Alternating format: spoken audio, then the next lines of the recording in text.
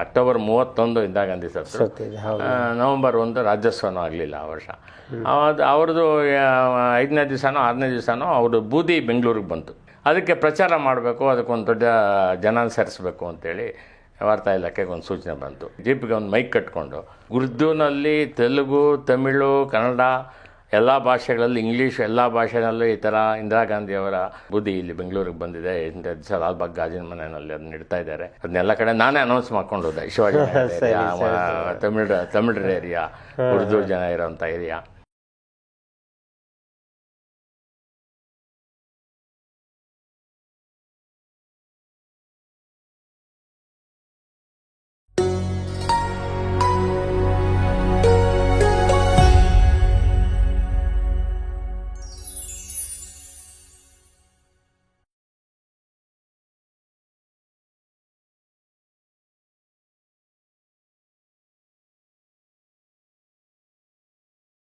ವೀಕ್ಷಕರೇ ನಮಸ್ಕಾರ. ನಮ್ಮ ಜೊತೆಗೆ ಹಿರಿಯ ಪತ್ರಕರ್ತರು, ಪದಬಂಧದಲ್ಲಿ ಪ್ರವೀಣರು ಅಂತ ಅನ್ನಿಸ್ಕೊಂಡಿರ್ತಕ್ಕಂಥವ್ರು, ಆ ವಿಷಯದಲ್ಲಿ ವಿಶ್ವ ದಾಖಲೆ ಮಾಡಿರುವವರು, ಭಾಳ ಸುದೀರ್ಘವಾಗಿ ವಾರ್ತಾ ಇಲಾಖೆಯಲ್ಲಿ ಸೇವೆ ಸಲ್ಲಿಸಿರುವವರು, ಅದೆಲ್ಲಕ್ಕಿಂತ ಮುಖ್ಯವಾಗಿ ಡಾಕ್ಟರ್ ರಾಜ್ಕುಮಾರ್ ಬಗ್ಗೆ ಬಂಗಾರದ ಮನುಷ್ಯ ಅನ್ನುವ ಪುಸ್ತಕವನ್ನು ಬರೆದು ಸ್ವತಃ ಅಣ್ಣವರಿಂದಲೇ ಮೆಚ್ಚುಗೆಯನ್ನು ಪಡೆದಂಥವ್ರು, ಅವರೇ ಕರೆದು ಅವ್ರ ಮನೆಗೆ ಸನ್ಮಾನ ಮಾಡಿದಂಥವ್ರು ಆನ ಪ್ರಹ್ಲಾದರಾಯರು ನಮ್ಮ ಜೊತೆಗಿದ್ದಾರೆ. ಸರ್ ನಮಸ್ಕಾರ. ನಮಸ್ಕಾರ ಸರ್, ನಿಮ್ಮ ಈ ವಾರ್ತಾ ಇಲಾಖೆಯ ಪಯಣದಿಂದ ಆರಂಭಿಸ್ಬೋದು ಅನಿಸುತ್ತೆ. ನೀವು ಹೆಂಗೆ ಬಂದ್ರಿ? ಸ್ವಂತ ಪತ್ರಿಕೆಯನ್ನು ಮಾಡಿದವರು ನೀವು, ಬಾಲ್ಯದಲ್ಲೇ ಈ ಕಡೆ ಆಸಕ್ತಿಯನ್ನು ಇದ್ದವರು. ಈ ಘಟನೆಗಳಿಂದ ಶುರು ಮಾಡೋಣ ಸರ್. ನಾನು ಮೂಲತಃ ಕೋಲಾರದಲ್ಲಿ ನಾನು ವ್ಯಾಸಂಗ ಮಾಡಿದೆ. ಅದಕ್ಕೂ ಮುಂಚೆ ಬೇರೆ ಬೇರೆ ಕಡೆ ನಾನು ಬೆಂಗಳೂರಲ್ಲಿ ನನ್ನ ಪ್ರೌಢಶಾಲೆಯನ್ನು ಸ್ವಲ್ಪ 1 ವರ್ಷ ಓದಿದ್ದು ಉಂಟು. ಅಲ್ಲಿ ಯಾಕೆಂದರೆ ನಮ್ಮ ಹಳ್ಳಿನಲ್ಲಿ ಕೋಲಾರದಿಂದ ಒಂದು 8 ಕಿಲೋಮೀಟರ್ ದೂರ ಅಬ್ಣಿ ಅಂತ ನಮ್ಮ ಹಳ್ಳಿ. ನನ್ನ ತಂದೆ ನಾರಾಯಣರಾವ್ ಅಂತ, ನನ್ನ ತಾಯಿ ಕಾವೇರಮ್ಮ ಅಂತ. ಅಲ್ಲಿ ಈ ಎಜುಕೇಷನ್ಗೆ, ವಿದ್ಯಾಭ್ಯಾಸಕ್ಕೆ ಸರಿಯಾದ ಅನುಕೂಲ ಇರಲಿಲ್ಲ. ಭಾಳ ದೂರ ಹೋಗಬೇಕಾಗಿತ್ತು ಅಥವಾ ಕೋಲಾರಕ್ಕೆ ಬರಬೇಕಾಗಿತ್ತು. ಈ ಕಾರಣದಿಂದ ನಮ್ಮ ಪ್ರಾಥಮಿಕ ಮತ್ತು ಈ ಪ್ರೌಢಶಾಲೆ ವಿದ್ಯಾಭ್ಯಾಸನ ನಮ್ಮ ತಂದೆಯವರು ಇಲ್ಲೆಲ್ಲ ಅವರ ನಮ್ಮ ಬಂಧುಗಳ ಮನೆಯಲ್ಲಿ ವ್ಯವಸ್ಥೆ ಮಾಡಿಸಿದ್ರು. ನಾನು ಇಲ್ಲಿ 8ನೇ ಕ್ಲಾಸು ಈ ಕಾರ್ಪೊರೇಷನ್ ಹೈಸ್ಕೂಲ್ ಚಾಮರಾಜಪೇಟೆಯಲ್ಲಿ ಓದಿದೆ. ಅದಾದ ನಂತರ ನಮ್ಮೂರಿಂದ ಒಂದು 3 ಕಿಲೋಮೀಟರ್ 4 ಕಿಲೋಮೀಟರ್ ದೂರದಲ್ಲಿ ಒಂದು ಊರಲ್ಲಿ ಹೈಸ್ಕೂಲ್ ಸ್ಟಾರ್ಟ್ ಆಗಿತ್ತು. 8th ಮುಗಿದು ಆ ಸರಿ 9th ಸ್ಟಾರ್ಟ್ ಬರ್ತಾಯಿದ್ರು ಹುಡುಗರು. ನಾನು ಯಾಕೆ ಅಲ್ಲೇ ಹೋಗಬಾರ್ದು ಅಂತ ನಾನು ಇಲ್ಲಿಂದ ನನ್ನ ಟಿ ಸಿ ತೊಗೊಂಡು ಅಲ್ಲೋಗಿ ಅಲ್ಲಿ ಸೇರಿಕೊಂಡೆ. ಹಾಗಾಗಿ 2 ವರ್ಷ ಅಲ್ಲಿ ಹರಟಿ ಅನ್ನೋ ಹಳ್ಳಿನಲ್ಲಿ ವ್ಯಾಸಂಗ ಮಾಡಿದೆ. ಆನಂತರ ನಾನು ಕೋಲಾರದಲ್ಲಿ ನನ್ನ PUC, ನಂತರ ನನ್ನ ವಿಜ್ಞಾನ ಪದವೀಧರ. ನಾನು ಸೈನ್ಸ್ ಓದಿದೆ. ನನಗೆ ಆಸಕ್ತಿ ಇಲ್ಲದೇ ಇದ್ದರು. ಆ ಕಾಲದಲ್ಲಿ ನಮ್ಮ ತಂದೆ ಆರ್ಟ್ಸ್ಗೇನೂ ಬೆಲೆ ಇಲ್ಲಪ್ಪ, ನೀನು ಲಾಯರ್ ಆಗಬೇಕು ಅಷ್ಟೇ, ನೀನು ಸೈನ್ಸ್ ಆರ್ಟ್ಸ್ ಓದಿದ್ರೆ ಇನ್ಯಾವುದೂ ಬೆಲೆ ಇಲ್ಲ ನಿನಗೆ, ನೀನು ಸೈನ್ಸ್ ಓದು ಅಂತ ಅಂದರು. ಸೈನ್ಸ್ ಓದಿಸಿದ್ರು. ನನಗೆ ಅದು ಕಬ್ಬಿಣದ ಕಡಲೆ ಆದರೂ ಓದಿದೆ. ಸರಿ. ಆ ಸೈನ್ಸ್ ಓದೋವಾಗಲೇ ನಾನು ನಮ್ಮ ಕೋಲಾರದಲ್ಲಿ ಕೋಲಾರ ಪತ್ರಿಕೆ ಅಂತ ಒಂದು ಪತ್ರಿಕೆ ಆರಂಭ ಆಯಿತು. ಇತ್ತೀಚೆಗೆ 50 ವರ್ಷ ಆಯಿತು. ನನಗೂ 50 ವರ್ಷ ಆಯಿತು.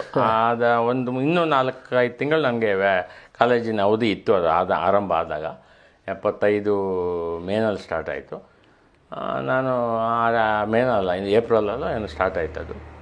ಆ ಸಂದರ್ಭದಲ್ಲಿ ವಿಜ್ಞಾನಕ್ಕೆ ಸಂಬಂಧಪಟ್ಟ ಕೆಲವು ಆರ್ಟಿಕಲ್ಗಳನ್ನ, ಲೇಖನಗಳನ್ನು ಬರೆದು ಪತ್ರಿಕೆ ಕಳಿಸ್ತಾ ಇದ್ದೆ. ಕ್ಷಕಿರಣಗಳು, ಉಲ್ಕಾಪಾತ, ಈ ಥರದ್ದು ಯಾವುದೋ ಒಂದಷ್ಟೆಲ್ಲ ಬರೆದು ಕಳಿಸ್ತಾ ಇದ್ದೆ. ನನ್ನ ಮೊದಲ ಅದು ಪಬ್ಲಿಷ್ ಆಗ್ತಾಯಿತ್ತು. ಆ ನಂತರ ಏನಾಯಿತು, ಅವರು ನನ್ನ ಹೆಸರಿನವರೇ, ಕೆ ಪ್ರಹ್ಲಾದರಾವ್ ಅಂತ ಸಂಪಾದಕರು. ಅವ್ರು ಮೊದಲನೇ ದೈನಿಕ ಅದು ಕೋಲಾರದಲ್ಲಿ ಆರಂಭ ಮಾಡಿದೆ. ಒಂದು ದಿನಪತ್ರಿಕೆ ಕಾನ್ಸೆಪ್ಟೇ ಇರಲಿಲ್ಲ ಕೋಲಾರದಲ್ಲಿ. ಅಂಥ ಸಂದರ್ಭದಲ್ಲಿ ಅಲ್ಲಿ ಏನು ವಾಣಿಜ್ಯಾತ್ಮಕವಾಗಿ ಅಲ್ಲಿ ಯಾವುದೇ ಬೆಂಬಲ ಇಲ್ಲದೇ ಇದ್ದರು ಪತ್ರಿಕೆಗೆ, ಅವ್ರು ಆರಂಭ ಮಾಡಿದ್ರು. ಆ ಸಂದರ್ಭದಲ್ಲಿ ನಾನು ಹೋಗಿ ಕೇಳಿದಾಗ ನನಗೆ ಒಂದು ಹುದ್ದೆ ಕೊಟ್ಟರು, ವರದಿಗಾರನ ಹುದ್ದೆ ಕೊಟ್ಟರು. ಅಲ್ಲಿ ಸುಮಾರು ವರ್ಷ ನಾನು ಇದ್ದೆ. 78ವರೆಗೂ ಇದ್ದೆ. 79ರಲ್ಲಿ ಇದ್ದೆ. ನಾನು 79ರಲ್ಲಿ ಕೋಲಾರದ ಒಂದಷ್ಟು ಜನ ಹುಡುಗರೆಲ್ಲ ಸೇರಿ ಒಂದು ಸ್ವಂತ ಪತ್ರಿಕೆ ಮಾಡಬೇಕು ಅಂತ. ಅವಾಗೆಲ್ಲ ಸ್ವಲ್ಪ ತುಂಬ ಏನು ಅಂತಂದರೆ ಈ ವ್ಯವಸ್ಥೆ, ಸರ್ಕಾರದ ವ್ಯವಸ್ಥೆ ವಿರುದ್ಧ, ಆಮೇಲೆ ಎಲ್ಲ ಜನಗಳಿಗೆ ಅನಾನುಕೂಲ ಆಗ್ತಾಯಿದೆ, ಬಿಸಿ ರಕ್ತ, ಅವಾಗಿನ ನಮ್ಮ ಯೋಚನೆಗಳು ಜಾಸ್ತಿ ಇತ್ತು. ಮತ್ತು ಆ ಸಂದರ್ಭದಲ್ಲಿ ಕೋಲಾರದಲ್ಲಿ ದಲಿತ ಸಂಘರ್ಷ ಸಮಿತಿ ತುಂಬ ಪ್ರಭಾವಿತವಾಗಿತ್ತು. ಈ ಕೋಟಗಾನಹಳ್ಳಿ ರಾಮಯ್ಯ ಅವರು ನನ್ನ ಕ್ಲಾಸ್ಮೇಟ್ ಅವರು. ಹೌದು, ನನ್ನ ಹೈಸ್ಕೂಲಲ್ಲಿ ಹರ್ಟಿನಲ್ಲಿ ಅವರು ಓದಿದ್ರು. ಹಾಗಾಗಿ ಆ ಹುಡುಗರು ಅವರೆಲ್ಲ ಅಲ್ಲೆಲ್ಲ ಏನಾಗಿತ್ತು, ನಮಗೂ ಅವರು ಒತ್ತಾಸೆ ಕೊಟ್ಟರು ನಮ್ಮ ಪತ್ರಿಕೆಗೆ. ಈ ಬಂಡಾಯ ಬರಹಗಾರರು, DSS ಹುಡುಗರು ಇವರೆಲ್ಲ ಏನೋ ಒಂದು ಹೊಸತನದ ಪತ್ರಿಕೆ ಅಂತೇಳಿ ಒಂದು ಇದನ್ನು ಕೊಟ್ಟರು. ಹಾಗಾಗಿ ನಾವು ಸ್ವಲ್ಪ ವಿಭಿನ್ನವಾಗಿ ಪತ್ರಿಕೆ ಮಾಡಿದ್ವಿ. ನೀವು ಉಪಸಂಪಾದಕರಿಂದ ಸಂಪಾದಕ ಆದೆ, ನಾನು ಸಂಪಾದಕ ಆದೆ ಆ ಪತ್ರಿಕೆಗೆ. ನುಡಿಗೆ ಪ್ರಭಾಕರ್ ಅಂತ ನಮ್ಮ ಕೊಲಿಗೊಬ್ಬರು ಪಬ್ಲಿಷರ್ ಆಗಿದ್ದರು, ನಾನು ಸಂಪಾದಕ ಆದೆ.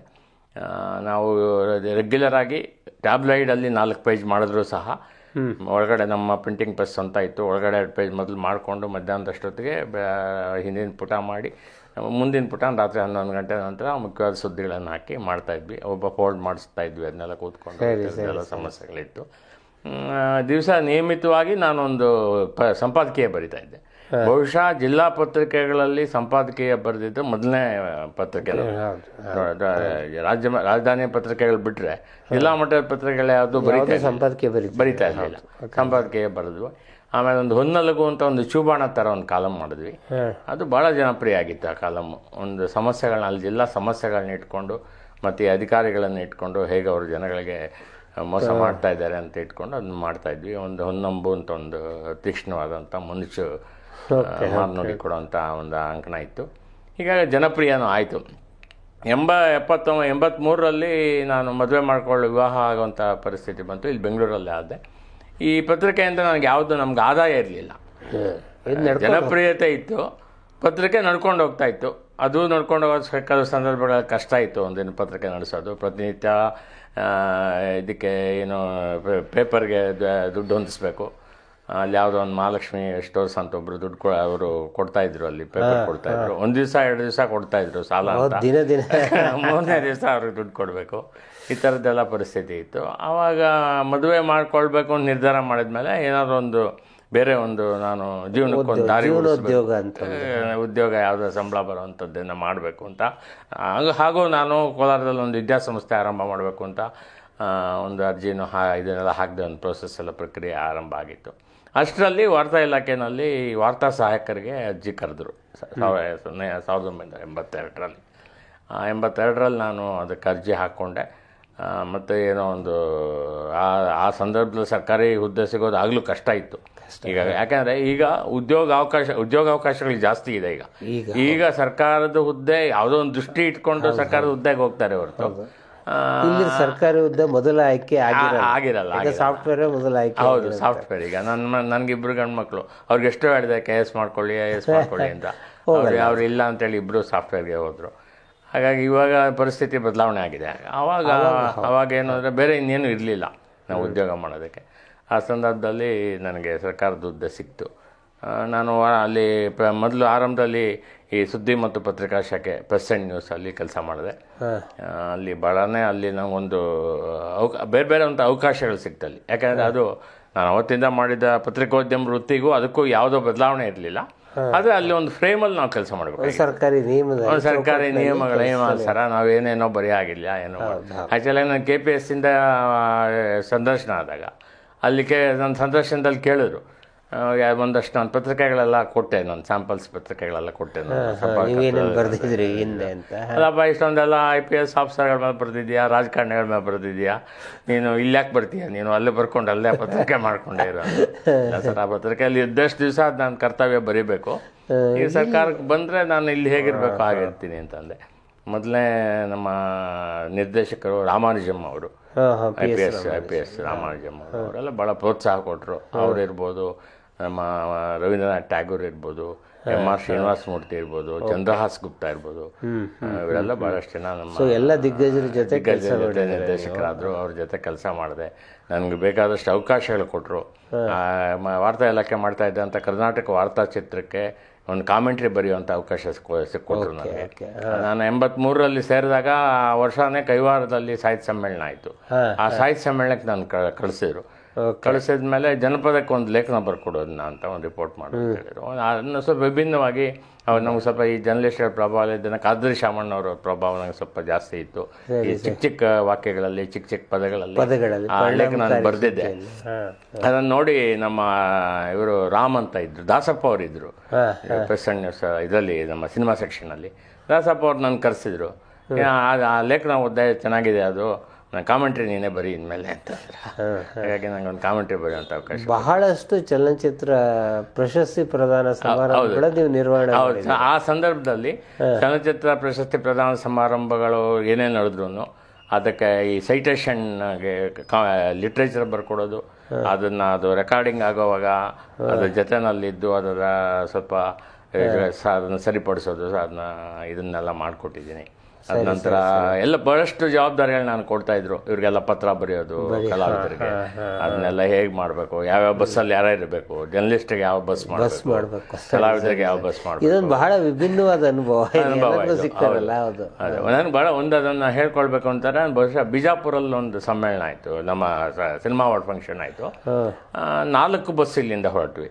4 ಬಸ್ ಇಲ್ಲಿಂದ ಹೊರಟು ಅದರಲ್ಲಿ ಅವಾರ್ಡೀಸ್ ಇದ್ದರು, ಸಿನಿಮಾ ಕ್ಷೇತ್ರದ ಭಾಳ ಗಣ್ಯರು ಇದ್ದರು. ಇವ್ರನ್ನೆಲ್ಲ ಕೂಡಿಸ್ಕೊಂಡು ರಾತ್ರಿ ಬಿಟ್ವಿ. ರಾತ್ರಿ ಇಲ್ಲೆಲ್ಲ ಊಟ ಮುಗಿಸ್ಕೊಂಡು, ಇಲ್ಲಿ ವಾರ್ತಾ ಇಲಾಖೆ ಆವರಣದಲ್ಲೇ ಇಲ್ಲೊಂದೆಲ್ಲ ಊಟ ಎಲ್ಲ ಅರೇಂಜ್ ಮಾಡಿದ್ರು. ಎಲ್ಲ ಊಟ ಮಾಡ್ಕೊಂಡು ಬಿಟ್ವಿ. ಹೋಗ್ತಾ ಹೋಗ್ತಾ ದಾರಿನಲ್ಲಿ ಕಾರ್ಗತ್ತಲು ಅಂಥ ಕತ್ಲಲ್ಲಿ ಒಂದು ಬಸ್ ಕೆಟ್ಟೋಯ್ತು. 3ರಲ್ಲಿ ಒಂದು ಬಸ್ ಕೆಟ್ಟೋಯ್ತು. ಎಲ್ಲ ಅವ್ರವ್ರ ಪಾಡಿಗೆ ಅವ್ರು ಹೋಗ್ತಾ ಇದ್ದಾರೆ. ಅವಾಗೇನು ಈ ಥರ ಮೊಬೈಲ್ ಫೋನ್ ಇಲ್ಲ, ಇಲ್ಲೇ ಏನಿಲ್ಲ, ಎಂಥದ್ದಿಲ್ಲ. ಯಾವುದೋ ಒಂದು ಬಸ್ಸು ಯಾವುದೋ ಒಂದು ಕಡೆ ನಿಲ್ಲಿಸಿದಾಗ ಟಿಗೋ ಎಲ್ಲ ಒಂದು ಬರಲಿಲ್ಲ, ಒಂದು ಮಿಸ್ ಆಗಿದೆ ಅಂತ ಗೊತ್ತಾಯಿತು. ಈ ಸಂಪರ್ಕ ಇಲ್ಲ. ಕೊನೆಗೆ ಮತ್ತೆ ನಮ್ಮ ಜೊತೆಯಲ್ಲಿ ಒಂದು ವಾರ್ತಾ ಇಲಾಖೆ ವಾಹನಗಳು ಇದ್ದಿದ್ದರಿಂದ ಒಂದು ವಾಹನ ಹಿಂದಕ್ಕೆ ಕಳಿಸಿ ಅದೆಲ್ಲೋ ಅಲ್ಲಿಂದ ಸುಮಾರು ಒಂದು 15-20 ಕಿಲೋಮೀಟರ್ ದೂರದಲ್ಲಿ ಕೆಟ್ಟು ನಿಂತಿತ್ತು. ಅದನ್ನು ಅವ್ರನ್ನೆಲ್ಲ ಮತ್ತೆ ಕರ್ಕೊಂಡು ಇಲ್ಲಿ ಬಂದು ಈ ಬಸ್ಸುಗಳೆಲ್ಲ ತುಂಬಿಸ್ಕೊಂಡು ನಾವು ಬೆಳಗ್ಗೆ 6 ಗಂಟೆಗೆ ನಾವು ಬಿಜಾಪುರ ಸೇರಬೇಕಾಗಿತ್ತು. ಬಹುಶಃ ಬಿಜಾಪುರನ ಬಳ್ಳಾರಿನ ಹೊಸಪೇಟೆ ಮಾರ್ಗ ಹೋದ್ವಿ ನಾವು. ಹೊಸಪೇಟೆ ಅಂತಂದರೆ ಈ ಟಿ ಬಿ ಡ್ಯಾಮ್ ಹತ್ರ ಒಂದು ಬೆಳಗ್ಗೆ ಅಲ್ಲಿ ಸೇರಿಕೊಂಡು ಅಲ್ಲಿಂದ ಹೊರಡೋದು ಅಂತಿತ್ತು. ಟಿ ಬಿ ಡ್ಯಾಮ್ ಹತ್ರ ಹೋಗೋಷ್ಟೊತ್ತಿಗೆ 8:30-9 ಗಂಟೆ ಆಗಿತ್ತು. ಇನ್ನೂ ಯಾರೂ ಸ್ನಾನ ಇಲ್ಲ, ಮುಖ ತೊಳೆದಿಲ್ಲ, ಕಾಫಿ ಇಲ್ಲ, ಏನೂ ಇಲ್ಲ. ಆಮೇಲೆ ಅಲ್ಲೆಲ್ಲರೂ ಇದ್ದಿದ್ದಲ್ಲೇ ವ್ಯವಸ್ಥೆ ಮಾಡಿ ಎಲ್ಲ ಇಂಡೋರ್ ಇದಿತ್ತು, ರೆಸ್ಟ್ ರೂಮ್ ಏನಿತ್ತು ಅಲ್ಲೆಲ್ಲ ಮಹಿಳೆಯರನ್ನ ಬಿಟ್ಟು ಔಟ್ಡೋರಲ್ಲಿ ಗಂಡಸರೆಲ್ಲ ನಿತ್ಯ ವಿಧಿಗಳೆಲ್ಲ ಮುಗಿಸ್ಕೊಂಡು, ಹಂಸಲೇಖ ಇದ್ರು, ವಿ ಮನೋಹರ್ ಇದ್ರು, ಇವರೆಲ್ಲ ಇದ್ರು ಆ ಸಂದರ್ಭದಲ್ಲಿ. ಎಲ್ಲ ಒಂದು ದಾರಿ ಬದಿ ಒಂದು ಡಾಬಾಗೆ ತಿಂಡಿಗೆ ಹೋದ್ವಿ. ಅವ್ನು ಇಷ್ಟೊಂದು ಜನ ನೋಡಿ ಒಂದೇ ಸಾರಿ 250 ಜನ ನೋಡಿ ಅವ್ನಿಗೆ ಗಾಬರಿ ಆಗೋಯ್ತು. ಇಲ್ಲ, ಇಷ್ಟು ಜನಕ್ಕೆ ನಾನು ಕೊಡೋದಕ್ಕೆ ತಿಂಡಿ ಇಲ್ಲ, ನೀನು ಏನಿದ್ರೆ ಅದು ಕೊಡು ಅಂತ ಹೇಳಿದ್ರು. ಆಮೇಲೆ ಕೊನೆಗೆ ಇದ್ದಿದ್ದೆಲ್ಲ ತಿಂದರು. ಆಮೇಲೆ ಇವರು ಹಂಸಲೇಖ, ಮನೋಹರು, ಇವಕ್ಕೆ ಕೆಲವರು ಮಹಿಳಾ ಆಕ್ಟ್ರೆಸ್ಸು, ಬಹುಶಃ ಲೀಲಾವತಿ ಅವರಿದ್ದರು, ಇವರೆಲ್ಲ ಯಾರ್ಯಾರು ಇದ್ದರು. ಅವರೆಲ್ಲ ಅವರೇ ಕಿಚನ್ಗೆ ಹೋಗಿ ಅವರೇ ಅವರೇ ಕಳಿಸಿ, ಅವರೇ ಪೂರಿ ಮಾಡಿದ್ರು, ಅವರೇ ಉಪ್ಪಿಟ್ಟು ಮಾಡಿದ್ರು, ರವೆ ತೊಗೊಂಡು ಬಂದು ಅವರೇ ಈರುಳ್ಳಿ ಕತ್ತರಿಸಿ, ಯಾರ್ಯಾರು ಹೋಗಿದ್ರು ಅವರುಗಳೇ ಎಲ್ಲ ಇದನ್ನೆಲ್ಲ ಮಾಡಿ ಪ್ರಿಪೇರ್ ಮಾಡಿ ತಿಂದು ಎಲ್ಲ ಮಾಡಿ ಎಲ್ಲರೂ ಹೊಟ್ಟೆ ತುಂಬ ತಿಂದರು. ಯಾರ್ಯಾರು ಎಷ್ಟೆಷ್ಟು ತಿಂದ್ರು ಗೊತ್ತಿಲ್ಲ. ಕೊನೆಯಲ್ಲಿ ದುಡ್ಡು ಕಾಸು ನನ್ನ ಹತ್ರ ಇತ್ತು, ಅದನ್ನು ಕೊಟ್ಬಿಡಿ ಅಂತಂದರು. ಅವ್ನು ಕೇಳಿದೆ, ಎಷ್ಟಪ್ಪ ಕೊಡ್ಬೇಕು, ನಾನು ಏನು ಸರ್ ಹೇಳಿ, ನಾನು ಎಷ್ಟು ಕೊಡಲಿ ಹೇಳಿ. ನಾನು 3 kg ರವೆ ತಂದಿದ್ದೆ, 5 kg ಗೋಧಿ ಹಿಟ್ಟಿತ್ತು, ಉದ್ದಿನ ಬೇಳೆ, ಕಡಲೆಬೇಳೆ, ಎಣ್ಣೆ ಎಲ್ಲ ಖರ್ಚಾಗಿದೆ, ನೀವು ಎಷ್ಟು ಕೊಡ್ತೀರೋ ಅಷ್ಟು ಕೊಡಿ ಸರ್. ಆಮೇಲೆ ಏನೋ ಒಂದು ಆಗಿನ ಕಾಲದೆಲ್ಲ ದರ ರೇಟ್ಸು ಭಾಳ ಕಡಿಮೆ ಇತ್ತು. ಪಾಪ ಅವನು ಭಾಳ ತುಂಬ ಅಂಥವರೆಲ್ಲ ನಮ್ಮ ಇದಕ್ಕೆ ಬಂದ್ರಲ್ಲ ಅನ್ನೋದು ಒಂದು ಸಂತೋಷ ಆಯಿತು. ಹಾಗಾಗಿ ಅಲ್ಲ, ಈಗ ಹೀರೋಗಳು ಇದ್ದರು. ಯಾರೋ ಬಹುಶಃ ರಾಜ್ಕುಮಾರ್ ಅವರು ಇರಲಿಲ್ಲ, ಇನ್ಯಾರೋ ಹೀರೋ ಇದ್ದರು, ಬೇರೆಯವರೆಲ್ಲ ಇದ್ದರು, ನನಗೆ ಸ್ವಲ್ಪ ನೆನಪಾರಿದ್ದಾರೆ. ಆಮೇಲೆ ಎಲ್ಲರೂ ಸಂತೋಷ ತಿಂದ್ಕೊಂಡು ಹೋದ್ವಿ. ಅವತ್ತೇನಾದರೆ ಬಿಜಾಪುರಲ್ಲಿ ಬೆಳಗ್ಗೆ ಇದ್ದು ಬೆಳಗ್ಗೆ ಎಲ್ಲ ಮುಗಿಸ್ಕೊಂಡು ಮಧ್ಯಾಹ್ನಕ್ಕೆ ಹೋಗ್ಬೇಕಾಯ್ತು. ನಾವು ಹೋಗೋಷ್ಟೊತ್ತಿಗೆ ಮಧ್ಯಾಹ್ನ ಆಯಿತು. ಊಟದ ಟೈಮ್ಗೆ ಹೋದ್ವಿ. ಕರೆಕ್ಟಾಗಿ ಊಟಕ್ಕೆ ಕರ್ಕೊಂಡೋಗಿ ಆಮೇಲೆ ಅವರೆಲ್ಲ ಸ್ನಾನ ಅದು ಇದು ಮಾಡಿಕೊಂಡು ಫಂಕ್ಷನ್ ಅಟೆಂಡ್ ಮಾಡಿದ್ರು. ಇನ್ನೊಂದು ಫಂಕ್ಷನ್ ಮಡಿಕೇರಿನಲ್ಲಾದಾಗ ರಾತ್ರಿ ಎಲ್ಲ ಆಗಿ ವ್ಯವಸ್ಥೆ ಆಯಿತು. ಅಂತ ಜೋರು ಮಳೆ ಬಂತು. ಏನು ಮಾಡಿದ್ರು ಕೊನೆಗೂ ಎಷ್ಟು ವೆಯ್ಟ್ ಮಾಡಿದ್ರು, ಮಳೆನೂ ನಿಲ್ಲಿಲ್ಲ, ಜನನೂ ಎಲ್ಲ ಚದ್ರೋದ್ರು, ಬಂದಿದ್ದ ಜನನೇ ಕಡಿಮೆ. ಅದನ್ನು ಕೊನೆಗೆ ರದ್ದು ಮಾಡಿ ಮಾನಸ ಬೆಳಗ್ಗೆ ಅಲ್ಲಿ ಆ ಪುರಭವನ ಆಡಿಟೋರಿಯಮಲ್ಲಿ ಅಲ್ಲಿ ಎಷ್ಟು ಜನ ಆಗುತ್ತೋ ಅಷ್ಟು ಜನ ಕರೆದು ಒಂದು 150 ಸಮಾರಂಭ ಮಾಡಿದ್ರು. ಅದು ಒಂದು ಚೆನ್ನಾಗಿತ್ತು. ಮಂಗಳೂರಲ್ಲಿ ಅಂದಾಗ ಅದು ರಾಜ್ಕುಮಾರ್ ಅವರು ಹೌದಾ ಸರಿ ಬೆಸ್ಟ್ ಆ್ಯಕ್ಟರ್ ಅಂತಿದ್ರು. ಆಮೇಲೆ ಅವ್ರದ್ದು ಈ ಸಾಗರ ದೀಪ ಪೂಜೆ ಇತ್ತು ಅವತ್ತಲ್ಲಿ. ಬೆಳಗ್ಗೆ ಪೂಜೆ, ಸಾಯಂಕಾಲ ಕಾರ್ಯಕ್ರಮ. ಅದು ಭಾಳ ತುಂಬ ರಾಜ್ಕುಮಾರ್ ಅವರು ಇದ್ದಿದ್ದರಿಂದ ಜೊತೆಯಲ್ಲಿ ವಿಶೇಷ ಮಹತ್ವ ಇತ್ತು. ಚೆನ್ನಾಗಿತ್ತು ಅವತ್ತು. ಆ ಸಾರಿ ಆ ವರ್ಷ ಜೈಮಾಲ್ ಅವರು ನಿರೂಪಣೆ ಮಾಡಿದ್ರು. ಜೈಮಾಲ್ ಅವ್ರಿಗೆ ಒಂದಷ್ಟೆಲ್ಲ ಅವತ್ತು ಅವ್ರ ಜೊತೆಲಿ ಇದ್ದು ಹೇಗೆ ಮಾಡಬೇಕು ಏನು ಮೆಟೀರಿಯಲ್ ಎಲ್ಲ ಕೊಟ್ಟು ಅವತ್ತೆಲ್ಲ ಅದೊಂದಷ್ಟು ಕೆಲಸ ಕೊಟ್ಟರು ನನಗೆ. ದಾಸಪ್ಪನವರು ಭಾಳ ಪ್ರೋತ್ಸಾಹ ಕೊಟ್ಟರು ನನಗೆ. ದಾಸಪ್ಪ ಅವರು ಎಲ್ಲಿವರೆಗೂ ಅವರು ಬಾದಾಮಿ ಹೌಸ್ ಇನ್ಚಾರ್ಜ್ ಡೆಪ್ಟಿ ಡೈರೆಕ್ಟರ್ ಆಗಿದ್ದರು, ಅಲ್ಲಿವರೆಗೂ ನನಗೆ ಭಾಳ ಪ್ರೋತ್ಸಾಹ ಕೊಟ್ಟರು. ಆ ನಂತರನೂ ಅಷ್ಟೇ ನಮ್ಮ ಆರ್ ಕೆ ಶಿವರಾಮ್ ಇರ್ಬೋದು, ಅಲ್ಲಿ ಸೋಮಶೇಖರ್ ಅಂತ ಒಬ್ಬರು ಫೋಟೋಗ್ರಾಫರ್, ಚೀಫ್ ಫೋಟೋಗ್ರಾಫರ್ ಇದ್ರು, ಅವ್ರು ಇರ್ಬೋದು, ನಮ್ಮ ಇವರು ದಿನೇಶ್ ಇರ್ಬೋದು, ರವೀಂದ್ರನಾಥ್ ಟ್ಯಾಗೋರ್ ಅವರ IPS ಇಂದ ಈ ಕಡೆ ವಿಠಲ್ ಮೂರ್ತಿ ಅವರು ಇದ್ರು. ವಿಠಲ್ ಮೂರ್ತಿ ಅವರು ಭಾಳಷ್ಟು ನನಗೆ ಅವರು ಸಿನಿಮಾ ಮೂಲತಃ ಆಸಕ್ತಿ ಇದ್ದವರು. ಅವರು ಟ್ಯಾಗೋರ್ ಸಾಹೇಬರು ಅಷ್ಟೇ, ಇವರು ಅಷ್ಟೇ. ಹಾಗಾಗಿ ನನಗೆ ಭಾಳಷ್ಟು ಒಳ್ಳೊಳ್ಳೆ ಅವಕಾಶ ಸಿಕ್ತು ನನಗೆ. ಮೊದಲೇ ನನಗೆ ಈ ಜರ್ನಲಿಸಮ್ ಟಚ್ ಇದ್ದಿದ್ದರಿಂದ ಈ ಕಡೆ ಜರ್ನಲಿಸ್ಟ್ ಆಗಿನೂ ನಾನು ಸುದ್ದಿ ಶಾಖೆನಲ್ಲಿ ಪತ್ರಿಕೆಗಳಲ್ಲಿ ಸುದ್ದಿ ಬರೆಯೋದು, ಪತ್ರಿಕೆಗಳಲ್ಲಿ ಸುದ್ದಿ ಬರೆಯೋದು, ವಿಶೇಷ ಲೇಖನಗಳು ಬರೆಯೋದು, ಇಲ್ಲಿ ವಿಧಾನಸೌಧದಲ್ಲಿ ಅಸೆಂಬ್ಲಿ ನಡೀತಾ ಇರುವಾಗ ಪ್ರೆಸ್ ಗ್ಯಾಲರಿ ಮೇಂಟೈನ್ ಮಾಡೋದು, ಇದೆಲ್ಲ ಇತ್ತು. ನಂತರ ನಾನು ಸ್ವಲ್ಪ ದಿವಸ ಹಾಸನ್ಗೆ ಹೋಗ್ಬೇಕಾಗಿ ಬಂತು. ಹಾಸನ್ನಿಂದ ಬಂದು ಮತ್ತೆ ಇಲ್ಲಿ ಬಂದ ನಂತರ ಈ ಪ್ರೆಸೆಂಟ್ ನ್ಯೂಸಲ್ಲೇ ಮತ್ತೆ ನಾವು ಈ VN ಸುಬ್ರಾವ್ ಕಮಿಟಿಗೆ ಒಂದಷ್ಟು ದಿವಸ ಜೊತೆಯಲ್ಲಿ ಇತ್ತು. ನಮ್ಮ ಸಿನಿಮಾ ನೀತಿ ಆ ಸಂದರ್ಭದಲ್ಲಿ ಮತ್ತೆ ಅವ್ರ ಜೊತೆ ಇರಿ ಸ್ವಲ್ಪ ಅಂತೇಳಿ ಅಲ್ಲಿ ಮತ್ತೆ ಸ್ವಲ್ಪ ದಿವಸ ಕೆಲಸ ಮಾಡಿದೆ. ಸುಬ್ರಾವ್ ಜೊತೆ ಕೆಲಸ ಮಾಡಿದೆ. ಅವ್ರು ರಾತ್ರಿ ಅವರೇ ಟೈಪ್ ರೈಟರ್ ಇಟ್ಕೊಂಡು ಮಾಡೋರು. ರಾತ್ರಿ 11 ಗಂಟೆ 12 ಗಂಟೆ ಅವ್ರಿಗೂ ಕೆಲಸ ಮಾಡೋರು. ಇದ್ದಕ್ಕಿದ್ದಂಗೆ 11:15 ನಂಗೆ ಕಾಫಿ ಬೇಕಪ್ಪ, ಟೀ ಬೇಕು ಅನ್ನೋರು. ಅವಾಗ ಯಾರೋ ಡ್ರೈವರಲ್ಲಿ ಕಳಿಸಿ ಶಿವಾಜಿ ನಗರದಲ್ಲಿ ಸಿಗ್ತಾ ಇತ್ತು, ಸುತ್ತಮುತ್ತ ಸಿಗ್ತಾ ಇರಲಿಲ್ಲ. ಇದು ಇನ್ನೊಂದು ನಂದು ಸೇರಿದ ತಕ್ಷಣ ನನಗೊಂದು ಚಾಲೆಂಜ್ ಬಂತು 83ನಲ್ಲಿ. 83 ನಾವು ಅಕ್ಟೋಬರಲ್ಲಿ ಸೇರಿದ್ವಿ. ನವಂಬರ್ 1 ಇಂದಿರಾ ಗಾಂಧಿ ಅವರು ಸತ್ತೋಗ್ಬಿಟ್ರು. 10 ದಿವಸಕ್ಕೆ ಇಂದಿರಾ ಗಾಂಧಿ ಆ ಸಾರಿ ರಾಜ್ಯೋತ್ಸವನ ಆಗಲಿಲ್ಲ. ಅಕ್ಟೋಬರ್ 31 ಇಂದಿರಾ ಗಾಂಧಿ ಸತ್ತರು. ನವಂಬರ್ 1 ರಾಜ್ಯೋತ್ಸವನೂ ಆಗಲಿಲ್ಲ ಆ ವರ್ಷ. ಅವ್ರದ್ದು 5ನೇ ದಿವಸನೋ 6ನೇ ದಿವಸನೋ ಅವರು ಬೂದಿ ಬೆಂಗಳೂರಿಗೆ ಬಂತು, ಆಶಸ್ ಬೆಂಗಳೂರಿಗೆ ಬಂತು ಅಂದ್ಕೊಂಡಿದ್ದಾಗಿ. ಅದಕ್ಕೆ ಪ್ರಚಾರ ಮಾಡಬೇಕು, ಅದಕ್ಕೊಂದು ದೊಡ್ಡ ಜನ ಸೇರಿಸ್ಬೇಕು ಅಂತೇಳಿ ವಾರ್ತಾ ಇಲಾಖೆಗೆ ಒಂದು ಸೂಚನೆ ಬಂತು. ಅವಾಗ ಡೆಲ್ಲಿಲಿ ಇಲ್ಲೇ ಒಂದೇ ದರ್ಬಾರ್ ಇರೋದು, ಸರ್ಕಾರಗಳು ಸೇಮ್ ಇರೋದು, ಅವ್ರು ಹೇಳಿದ್ದನ್ನು ಇವರು ಪಾಲಿಸ್ಬೇಕಾಗಿತ್ತು. ಆ ಥರದ್ದೆಲ್ಲ ಇತ್ತು. ಆವಾಗ ಏನು ಅಂತಂದರೆ ನಾನು ಒಂದು ಇದಕ್ಕೆ ಜೀಪಿಗೆ ಒಂದು ಮೈಕ್ ಕಟ್ಕೊಂಡು ಈ ಉರ್ದುನಲ್ಲಿ, ತೆಲುಗು, ತಮಿಳು, ಕನ್ನಡ ಎಲ್ಲ ಭಾಷೆಗಳಲ್ಲಿ, ಇಂಗ್ಲೀಷ್ ಎಲ್ಲ ಭಾಷೆನಲ್ಲೂ ಈ ಥರ ಇಂದಿರಾ ಗಾಂಧಿಯವರ ಇದು ಬೂದಿ ಇಲ್ಲಿ ಬೆಂಗಳೂರಿಗೆ ಬಂದಿದೆ, ಇಂಥ ದಿವಸ ಲಾಲ್ಬಾಗ್ ಗಾಜಿನ ಮನೆಯಲ್ಲಿ ಅದನ್ನ ಇಡ್ತಾ ಇದ್ದಾರೆ, ನೀವೆಲ್ಲ ಬಂದು ಅದು ನೋಡಬೇಕು ಅಂಥೇಳಿ ಎಲ್ಲ ಏನೋ ಒಂದು ಇದನ್ನು ಬರ್ಕೊಂಡು ಅದನ್ನೆಲ್ಲ ಕಡೆ ನಾನೇ ಅನೌನ್ಸ್ ಮಾಡ್ಕೊಂಡು ಹೋದೆ. ಶಿವಾಜಿ ತಮಿಳ್ ಏರಿಯಾ, ಉರ್ದು ಜನ ಇರೋಂಥ ಏರಿಯಾ ಎಲ್ಲ ಹೋಗಿ ಆಯಾ ಭಾಷೆ ಭಾಳ ವಿಶಿಷ್ಟವಾದ ಅನುಭವ, ಭಾಳ ವಿಶಿಷ್ಟವಾಗಿ ಚೆನ್ನಾಗಿತ್ತು ಅದು.